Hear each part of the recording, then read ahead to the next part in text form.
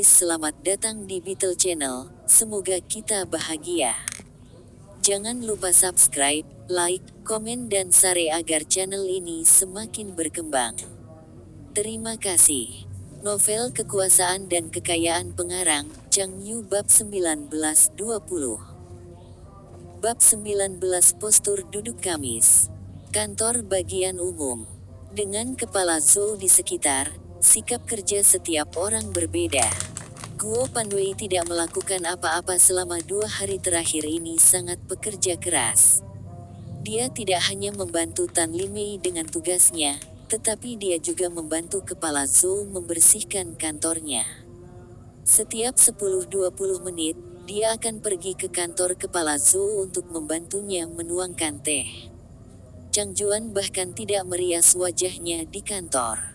Dia dan Guo Sunji berpura-pura bekerja keras. Satu-satunya orang yang masih sama adalah Old Tian. Dia masih membaca koran di mejanya.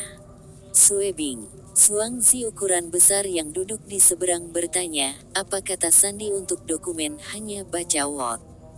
Dong Sue Bing berjalan mendekat dan melihat ke monitor. Dia menekan beberapa tombol pada papan angka. Saya pikir itu 5776. Tapi filenya tetap tidak bisa dibuka. Kata Sandi salah. Tan Limei yang duduk tak jauh darinya menoleh ke arah mereka dan tersenyum. Excel 5776, Word 3328. Kalian berdua harus ingat passwordnya. Anda tidak hanya memerlukan kata sandi ini untuk membuka dokumen, tetapi Anda juga perlu mengatur akses kata sandi untuk semua dokumen Anda. Hahaha. Meskipun kami tidak dapat mengakses dokumen rahasia di sini, kami tetap harus mengikuti protokol ini. Dia merendahkan suaranya, kalian berdua masih belum melihat departemen file rahasia. Mereka lebih ketat dari kita. Komputer mereka bahkan tidak dapat mengakses internet. Setelah beberapa hari terakhir, Dong Suebing, Suangzi dan Tan Limei menjadi lebih dekat. Mereka bertiga baru saja lulus dari universitas belum lama ini dan seumuran. Dibandingkan dengan Chang Juan, Guo Sunji dan Guo Panwei, yang berusia 30-an, mereka bertiga memiliki topik yang lebih umum. Mereka bertiga juga lebih membumi dan tidak terlalu banyak ide. Tiba-tiba pintu kantor kepala Zhou terbuka. Guo Panwei segera mengambil penanya dan mulai mencoret-coret buku catatannya. Dia terlihat sedang bekerja keras. Chang Juan, yang duduk paling dekat dengan kamar kepala Zhou, segera menutup halaman Taobao di monitornya. Tan Limei juga meminimalkan jendela kikinya. Dari tempat duduk Dong Suebing, dia bisa melihat Guo Sunji mengubah ukuran jendela forum ikan akuarium menjadi yang terkecil. Bahkan Yan tua yang sedang membaca koran berdiri dan berjalan ke dispenser air untuk mengambil secangkir air. Sua, Gazi, satu-satunya suara di kantor itu adalah mengetik dan mesin fotokopi. Zhou Changchun mengangguk puas. Dia berjalan di sekitar kantor dan melihat apa yang ditulis atau diketik oleh anggota staf. Setelah beberapa saat, dia perlahan berjalan kembali ke kamarnya dan menutup pintu. Saat berikutnya, semuanya kembali normal. Mereka kembali membaca koran, berbelanja di Taobao, dan apapun yang telah mereka lakukan. Setelah beberapa saat, dua pria yang belum pernah ditemui Dong Suebing sebelumnya, datang ke kantor urusan umum. Pria yang lebih muda menunggu di luar dan pria yang lebih tua, berusia 30-an tahun masuk. Dia membawa beberapa dokumen dalam amplop coklat. Pria itu memandang Chang Juan yang paling dekat dengannya dan kemudian melihat ke kamar kepala Zhou. Chang Juan mengangguk, dan pria itu berjalan mendekat untuk mengetuk pintu. Dia memasuki ruangan, dan ketika dia pergi dengan pemuda itu, dia tidak memegang amplop itu. 5-6 menit kemudian. Cincin. Telepon di samping printer berdering. Tan Limei mengangkat telepon. Halo, ini kantor urusan umum. Oh, Kepala Zhou. Iya, iya. Setelah menutup telepon, dia memandang Dong Suebing dan berkata, Suebing, Kepala Zhou sedang mencari Anda. Ada dokumen yang akan dikirim ke Departemen File Rahasia. Dia berkata, setelah mendapatkan dokumen darinya, Guo Sunji akan menunjukkan jalan ke sana dan mengajarimu prosedurnya. Guo Sunji, apakah kamu sibuk sekarang? Menurut peraturan, setiap dokumen rahasia harus dikawal oleh 2 orang. Guo Sunji menjawab, tidak masalah. Aku akan membawanya ke sana. Kalau begitu aku akan pergi dan mengambil dokumen sekarang. Dong Suebing berjalan ke kamar Kepala Zhou. Ini adalah tugas pertama yang diberikan oleh pemimpinnya. Dia harus melakukan pekerjaan dengan baik. Ketuk, ketuk, masuk. Cara Kepala Zhou berbicara sangat berwibawa. Menjadi seorang pemimpin itu sangat baik.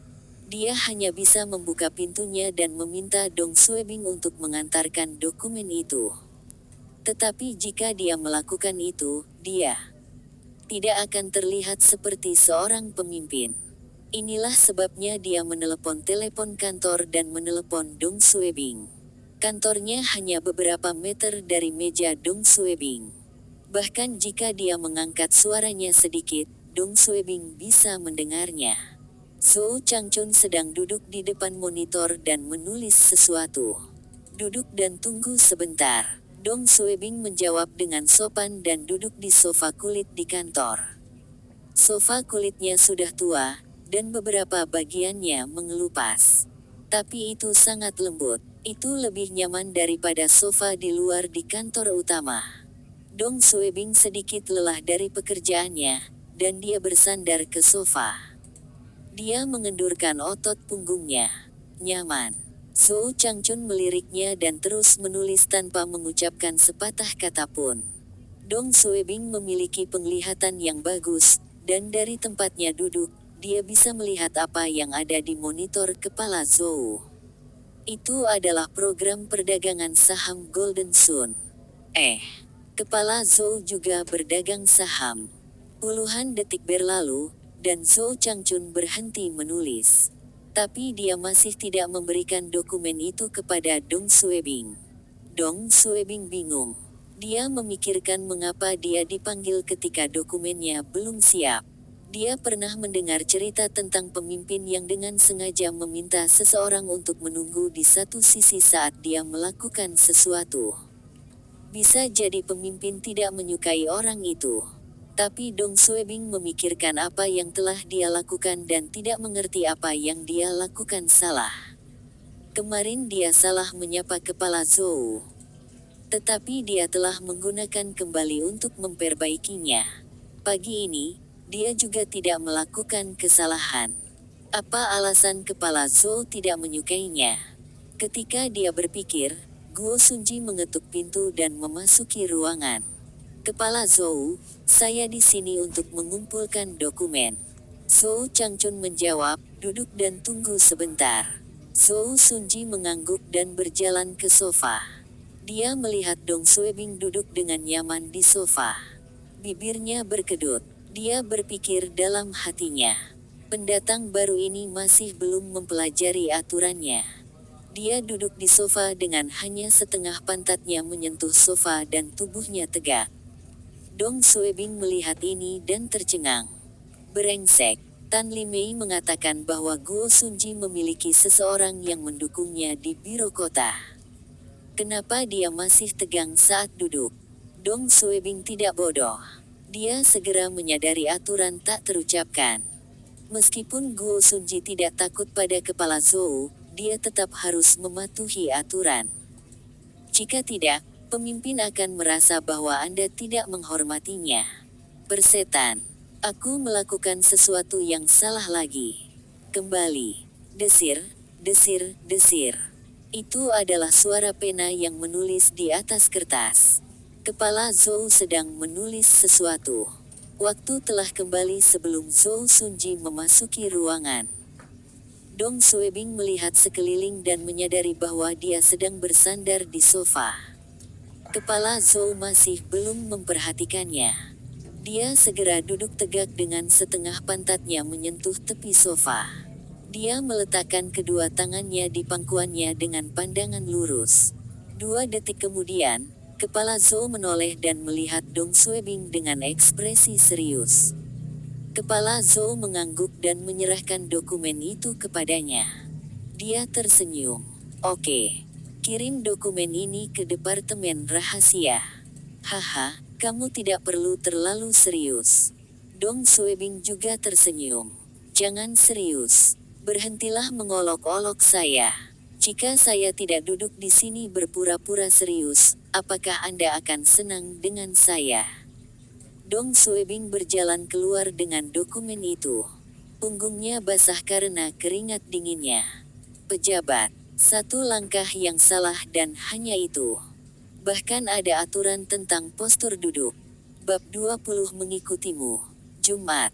Sekitar pukul 10 pagi, Guo Sunji kembali ke mejanya setelah menerima tugas dari kepala Zhou di kantornya. Dia melihat tumpukan dokumen yang tebal dan mengerutkan kening. Dia kemudian berdiri dan berjalan menuju Dong Suebing, yang sedang melakukan beberapa entry data.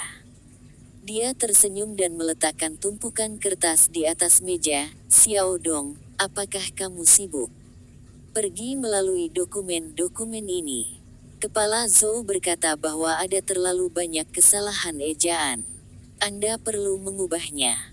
Dia membutuhkannya pada siang hari. Haruskah ini menjadi pekerjaan Anda? Tapi Dong Suebing ingin menjaga hubungan baik dengan rekan-rekannya. Oke. Aku akan melakukannya sekarang. Guo Sunji mengangguk dan kembali ke mejanya. Dia menyilangkan kakinya dan duduk di sana sambil meminum tehnya. Pukul 11.30 pagi. Dong Suebing dan Tan Limei naik ke atas untuk mengantarkan dokumen. Dalam perjalanan, Tan Limei bertanya dengan lembut, Guo Sunji memintamu untuk melakukan tugasnya lagi untuknya. Dong Suebing mengangguk. Kami adalah rekan kerja, dan kami harus saling membantu. Huff, apa saling membantu?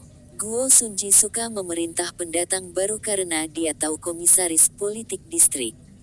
Dia bertindak seolah-olah dia adalah pemimpin di kantor.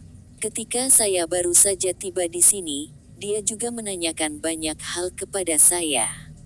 Ini sangat memuakkan. Tan Limei menggerutu. Oh. Sebelum kamu dan Sun Zuang datang, ada seorang pemuda pekerja keras. Tapi dia pergi karena Guo Sunji. Siapa yang bisa mentolerir diperintah olehnya? Dong Suebing terkejut. Betulkah? Kenapa aku harus berbohong padamu? Tan Limei tidak mengatakan apa-apa lagi. Hati-hati, saya akan. Terima kasih telah memberitahuku. Dong Suebing sedang berpikir. Berada di organisasi sangat berbeda dengan di sekolah. Saat makan siang, Dong Suebing mengembalikan dokumen itu kepada Guo Sunji. Saudara Guo, sudah selesai.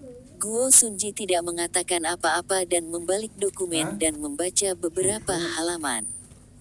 Dia mengangguk. Bagus. Terima kasih. Guo Sunji melihat Guo Panwei, Chang Juan dan yang lainnya pergi makan siang. Dia menepuk kursi kosong di sampingnya. Xiao Dong, duduk. Mari kita mengobrol. Dong Suebing duduk, ada apa? Ketika keduanya adalah satu-satunya yang tersisa di kantor, Guo Sunji tersenyum dan berkata, saya pikir Anda adalah orang yang cerdas. Anda jauh lebih pintar dari Sun Zuang. Apa rencana Anda untuk masa depan Anda? Sudahkah Anda memikirkannya? Apakah Anda punya tujuan? Nada bicara Guo Sunji seperti seorang pemimpin yang bertanya kepada bawahannya. Dong Suebing mengutuk dalam hatinya dan dengan setengah hati menjawab, tidak. Saya masih tidak tahu apakah saya bisa mempertahankan posisi saya sebagai anggota staf. Saya pikir saya harus mendapatkan hasil yang bagus terlebih dahulu. Tidak semua orang yang menjadi PNS akan memiliki semangkuk nasi besi. Menurut aturan, jika PNS yang baru dijabat mendapat penilaian buruk terus-menerus selama 2 tahun, ia akan diminta untuk pergi. Tentu saja, sangat sedikit agensi yang akan melakukan ini kecuali jika kinerja orang tersebut sangat buruk, atau dia telah menyinggung beberapa pemimpin. Hentikan kepura-puraanmu.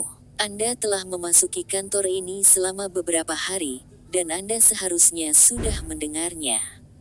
Dia mengacu pada hubungannya dengan para pemimpin. Xiao Dong, jika kamu mengikutiku, aku bisa membantumu. Saya harus dipromosikan paling lambat tahun depan. Ketika saatnya tiba, saya dapat dengan mudah membantu Anda. Tidak ada ruginya. Dia sangat lugas. Hah, apa artinya ini? Dia mencoba menarikku ke sisinya. Ikuti dia.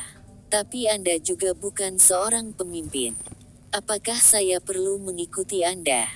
Dong Suebing tahu bahwa jika dia menjadi pengikut Guo Sunji pasti akan menyuruhnya berkeliling. Dia bahkan mungkin harus menyajikan teh untuknya. Promosi. Dia tidak memiliki wewenang untuk mempromosikan siapapun. Juga jika dia memiliki kekuatan untuk mempromosikan seseorang dan dia menolak untuk mempromosikan Dong Suebing, tidak ada yang bisa dilakukan Dong Suebing. Ini seperti cek kosong. Dong Suebing ingin dipromosikan, tetapi dia tidak bodoh. Setelah berpikir sebentar, dia menjawab, "Saudara Guo, terima kasih telah memikirkan saya dengan sangat baik. Tetapi saya baru saja memasuki Departemen Urusan Umum, dan saya masih mempelajari seluk-beluknya. Saya hanya ingin fokus pada tugas yang ada." Kuharap Dong Suebing harus menolak Guo Sunji dengan baik.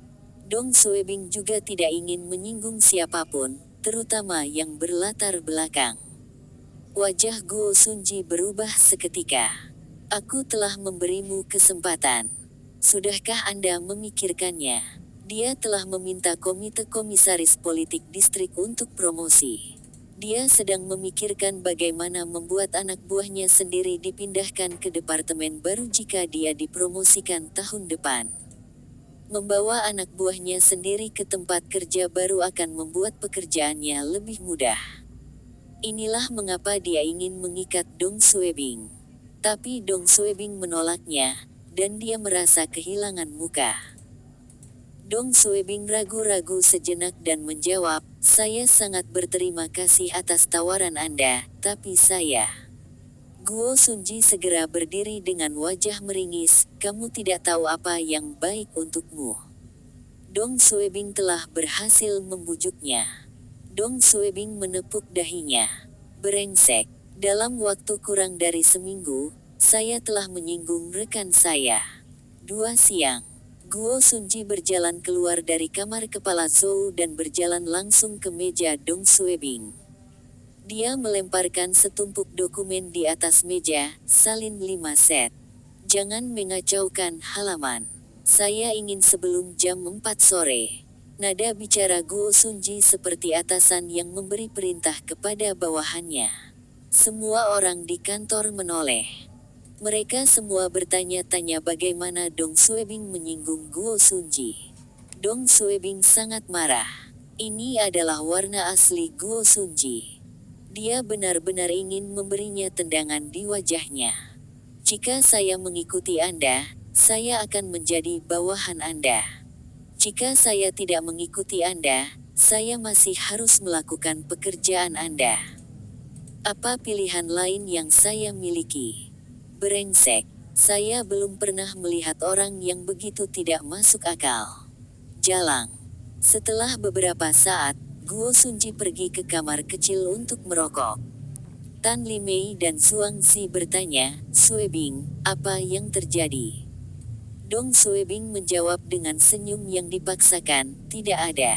Keduanya melihat bahwa Dong Suebing tidak mau mengatakannya dan mereka tidak mendesak lebih jauh. Mereka kembali ke tugas masing-masing. Guo Panwei yang duduk di dekatnya, memandang Dong Suebing. Xiao Dong, apakah kamu sibuk? Dia menunjuk ke sebuah kotak di sampingnya. Aku sibuk sekarang. Bantu saya membawa ini ke Departemen Keuangan nanti. Guo Panwei melihat Dong Suebing bisa diganggu dan dia juga memberikan tugasnya. Setelah itu, dia memasuki kantor kepala Zhou untuk menyeduh teh untuknya. Sial, kapan ini akan berhenti? Dong Suebing hampir mengutuk keras. Baikko Shenji Denko Penui sama-sama bejingkan. Dong Suebing akhirnya mengerti, menjadi baik akan diganggu. Dia mengepalkan tinjunya dengan erat. Dia tahu bahwa dia harus melakukan sesuatu untuk keluar dari ini. Jika tidak, dia harus tetap sebagai anggota staf rendahan selamanya. Bersambung, terima kasih telah menyaksikan dan mendukung channel ini.